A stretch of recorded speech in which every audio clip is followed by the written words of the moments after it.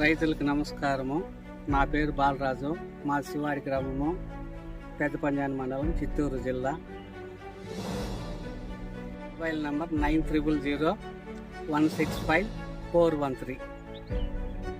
మేము 20 సంవత్సరాల నుంచి వ్యవసాయం చేస్తూ ఉన్నాము, కానీ ఎప్పుడు ఇట్లా పంట వచ్చింది లేదు.